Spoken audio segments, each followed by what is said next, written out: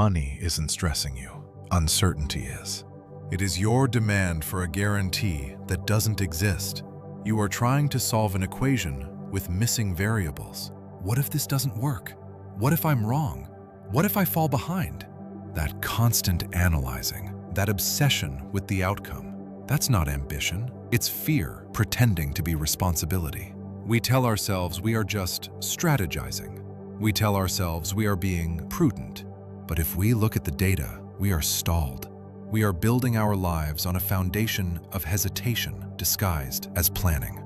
The Bible is clear on this principle.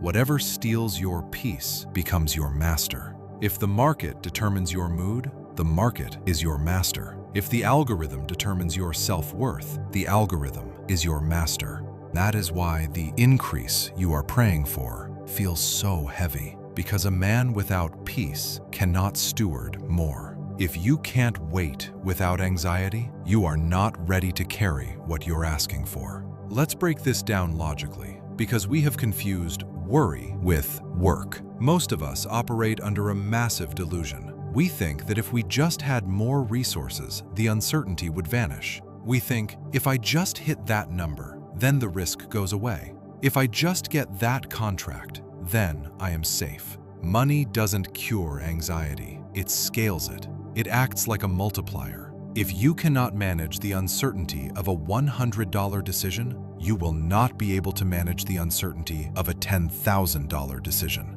The numbers change, but the variables remain exactly the same. You just have more to lose. See, the problem isn't the size of your bank account. The problem is your relationship with control.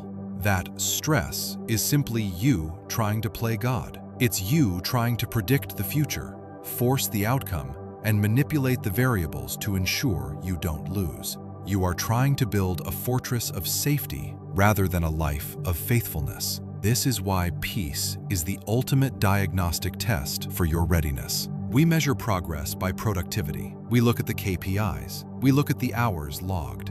God doesn't measure your progress by your productivity. He measures it by your peace. Why? Because peace is the only accurate metric of trust. Anxiety is the metric of atheism in the moment. Anxiety is the practical belief that God is not going to execute his part of the deal, so you have to intervene. It is the belief that if you stop calculating for 1 second, the entire structure will collapse. You have taken the burden of provider off of God's shoulders and put it onto your own, and your shoulders were not structured to carry the weight of the outcome. They were structured to carry the weight of the duty. This is why Jesus said, "Do not worry about tomorrow." He wasn't giving you a poetic suggestion. He was giving you a strategic instruction for sustainability. Because here is the truth about the blessing and the increase. Blessing adds weight. A business is a weight. A marriage is a weight. A platform is a weight. A ministry is a weight. They are good weights, like structural steel, but they are heavy. If your internal foundation is fractured by a need for control right now when the stakes are low, what happens when the weight creates 1,000 pounds of pressure? You won't just struggle, you will break. God loves you too much to hand you a skyscraper if your foundation is shifting. He isn't withholding the blessing to be difficult. He is withholding it to prevent a collapse. He is waiting for you to learn how to stand in the chaos before he puts you in charge of the operation.